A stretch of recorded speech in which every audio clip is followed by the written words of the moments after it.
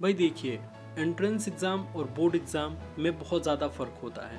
Board exam में दोस्त क्या होता है कि बोर्ड एग्ज़ाम में आपको सिलेबस कम पढ़ना रहता है एंड उसी सिलेबस के अकॉर्डिंग आपके क्वेश्चंस जो हैं वो पूछे जाते हैं। बट एंट्रेंस एग्ज़ाम में क्या होता है कि आपको सिलेबस ज़्यादा पढ़ना रहता है। आपको अगर हम मैथमेटिक्स की बात करें तो मैथमेटिक्स में कम से कम 20 चैप्टर या फिर 25 चैप्टर आपको पढ़ने होते हैं और उन 20-25 चैप्टर्स में से आपके क्वेश्चंस एराइज होते हैं। लेकिन अगर हम बोर्ड एग्ज़ाम की बात करें तो इतने सारे चैप्टर्स हमें नहीं पढ़ने होते हैं।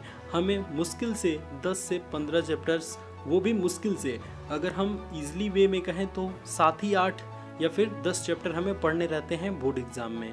सो ये जो है वो बहुत बड़ा डिफरेंस है हमारा एंट्रेंस एग्ज़ाम और बोर्ड एग्ज़ाम में। और दोस्त शायद यही रीज़न है कि बहुत सारे स्टूडेंट्स का बोर्ड एग्ज़ाम में बहुत अच्छा मार्क्स आने के बावजूद भी उनसे एंट्रेंस एग्ज़ाम क्लियर नहीं हो पाता है।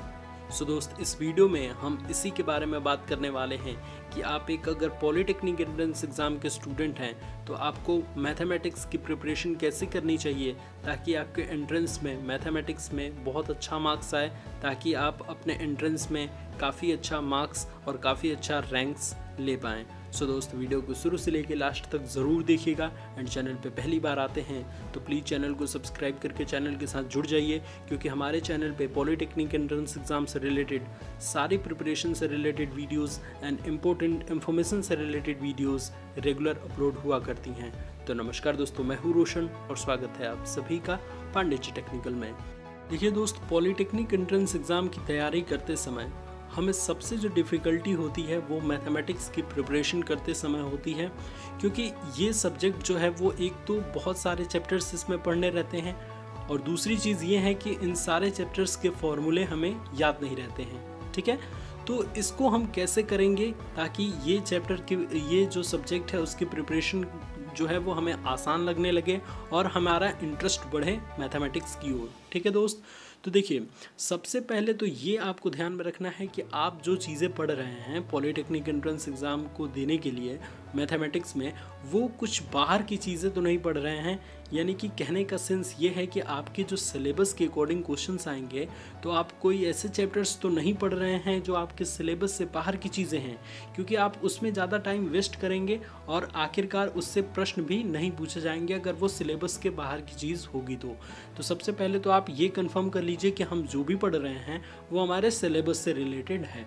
दूसरी चीज़ ये है कि हम जिस भी चैप्टर को स्टार्ट करेंगे, मान लीजिए हमने ट्रिग्नोमेट्री चैप्टर को स्टार्ट किया, ठीक है, तो ट्रिग्नोमेट्री चैप्टर से जितने भी फॉर्मूले हैं वो हमें याद रहने चाहिए, क्योंकि अगर कोई भी हमें ऑन द स्पॉट वहीं पे पूछता है कि इस चीज़ का फॉर्मूला बताओ, साइन a + b का फॉर्मूला बताओ, और अगर हमें ये फॉर्मूला नहीं पता है तो हम क्वेश्चन को क्या सॉल्व करेंगे। अब जैसे एक एग्जांपल लेके समझिए इसे कि देखिए, एंट्रेंस में इसी टाइप के क्वेश्चन पूछे जाते हैं। मैंने बहुत सारे क्वेश्चन पेपर उठा के देखा है, तो उसमें मैंने पॉलिटेक्निक एंट्रेंस एग्जाम के क्वेश्चन पेपर में मोस्टली ऑफ द क्वेश्चन ये देखा है कि साइन 75 डिग्री का मान क्या होता है। तो अगर आपको ये साइन a + b का फॉर्मूला नहीं पता होगा तो आप इसको कैसे निकालेंगे। एक तो बात ये होगी कि आपने रट रखा है पहले से तो आप इसे कर सकते हैं, बट अगर आपको भूल गया और कन्फ्यूज़न हो गई कि इन ऑप्शंस में से ऑप्शन नंबर बी भी सही लग रहा है, डी भी सही लग रहा है, तो आप कौन सही करेंगे। ठीक है, तो ऐसे में आपको अगर फॉर्मूला याद होगा तो आप सीधे कर सकते हैं कि साइन 75 डिग्री = साइन 45 + 30। ठीक है, और साइन a + b के फॉर्म में उसे ब्रेक कर दीजिए, उसके बाद सभी की वैल्यूज़ रख देंगे तो आपका साइन 75 डिग्री की वैल्यूज़ आ जाएगी। ठीक है, तो ये तो हुआ हमारा सबसे बड़ा फ़ायदा फॉर्मूला याद रखने का। और सबसे ज़्यादा प्लस पॉइंट यही है कि आपको मैथमेटिक्स का फॉर्मूला अगर आपको याद है तो आपके कोई ऐसे क्वेश्चंस नहीं होंगे जो आपसे सॉल्व नहीं हो पाएंगे। थोड़े से आपको जो है वो अपने माइंड लगाना होगा, और अगर आपको फॉर्मूला नहीं याद है तो आप कितने भी माइंड क्यों ना लगा लें, आपसे कोई क्वेश्चन सॉल्व नहीं होगा। ठीक है, हो सकता है, बट अगर आप घर पे रिवीजन कर रहे हैं तो आप अपने पास फॉर्मूला बैंक रखे होंगे या फिर फॉर्मूला बार बार पलट के देख लेंगे, लेकिन जब आप एंट्रेंस देने जाएंगे तो आपको वहाँ फॉर्मूला नहीं देखने दिया जाएगा, आपको याद होना चाहिए फॉर्मूला। सो फॉर्मूले को आप एकदम डेफिनेटली याद करें, और आई एम श्योर कि अगर आप सारे जो हैं वो जिस भी चैप्टर के क्वेश्चन आंसर को कर रहे हैं, जिस भी चैप्टर के क्वेश्चंस को सॉल्व कर रहे हैं, अगर उस चैप्टर के सारे फॉर्मूले आपको याद हैं तो ऐसे कोई क्वेश्चंस नहीं हैं जो आपसे सॉल्व नहीं हो पाएंगे। और मैथमेटिक्स का रूल ये है कि जितना आप पेन चलाएंगे कॉपी पे मैथमेटिक्स में, उतनी आपकी हैबिट बनेगी, और जितनी आपकी हैबिट बनेगी उतनी स्पीड से आप क्वेश्चंस को सॉल्व करेंगे, और जितनी स्पीड से आप क्वेश्चन को सॉल्व करेंगे उतनी ज़्यादा आपके लिए अच्छी है एंट्रेंस के लिए, क्योंकि एंट्रेंस में समय कम रहता है और क्वेश्चंस ज़्यादा रहते हैं। ठीक है, 3 घंटे का जो एग्जामिनेशन होता है आपका, उसमें आपको बहुत सारी चीज़ों को करना रहता है, और ऐसे कई क्वेश्चंस होते हैं जो आपको डिस्टर्ब करते हैं, जो आपका समय ज़्यादा लेते हैं। सो अगर आप छोटी छोटी चीज़ों में समय ज़्यादा लेंगे और अगर आपको स्पीड नहीं है, देखिए मैथमेटिक्स का ये रूल है कि अगर आपको साइन 75 डिग्री की वैल्यू निकालनी है सपोज दैट, तो आपको उस क्वेश्चन को 2-3 बार करना होगा। पहली बार में आप 5 मिनट लेते हैं उस क्वेश्चन को सॉल्व करने में, तो दूसरी बार ये सोच के कीजिए कि हम इसको 3 मिनट में करें, तीसरी बार ये सोच के कीजिए कि हम इसको 2 मिनट में करें। तो जितनी स्पीड आपकी बढ़ती जाएगी उतनी ही अच्छी है आपके एंट्रेंस के लिए, क्योंकि एंट्रेंस में आपको समय कम मिलता है। तो आई थिंक आपको ये 2 चीज़ें समझ में आई होंगी। पहली, आपको फॉर्मूला याद रहने चाहिए, दूसरी आपको स्पीड बढ़ानी होगी। ठीक है, और दोस्त तीसरी जो सबसे लास्ट और सबसे इम्पोर्टेंट चीज़ है वो है हमारी रिवीजन।